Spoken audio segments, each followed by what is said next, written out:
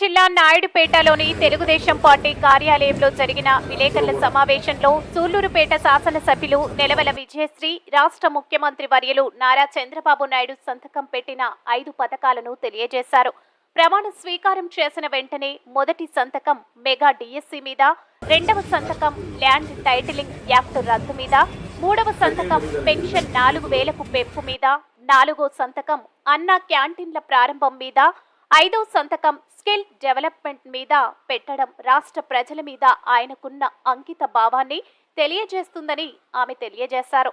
ఈ కార్యక్రమంలో తెలుగుదేశం పార్టీ నాయకులు, కార్యకర్తలు, అభిమానులు పాల్గొన్నారు. ఆర్థికంగా నిలబడే అవకాశం దొరుకుతుంది.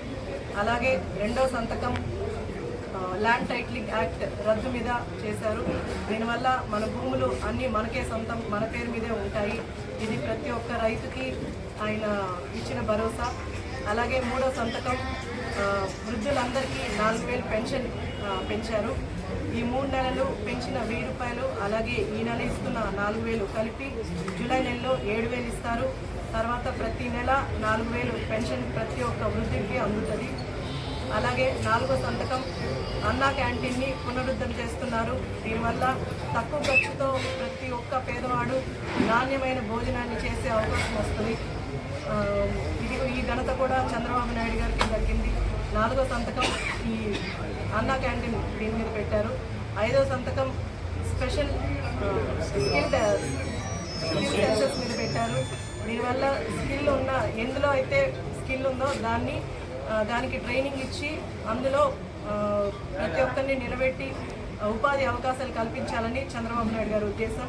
ఈ 5 సంతకాల వల్ల మన రాష్ట్రం బాగుపడడానికి ముందడుగు వేసింది. అలాగే నన్ను ప్రజలందరూ ఆశీర్వదించి శాసనసభ్యులుగా గెలిపించినందుకు ప్రజలందరికీ నేను అండగా ఉంటూ వాళ్ళ కష్ట సుఖాల్లో తోడుగా ఉంటూ మన సూళ్లూరుపేట నియోజకవర్గాన్ని అభివృద్ధిని అలాగే సంక్షేమ బాటలో నడిపిస్తానని మీ సభాముఖంగా తెలియజేస్తున్నాను. మరిన్ని న్యూస్ అండ్ అప్డేట్స్ కోసం ప్లస్ న్యూస్ ఛానల్ ను సబ్స్క్రైబ్ చేసుకుని బెల్ ఐకాన్ ను ప్రెస్ చేయండి.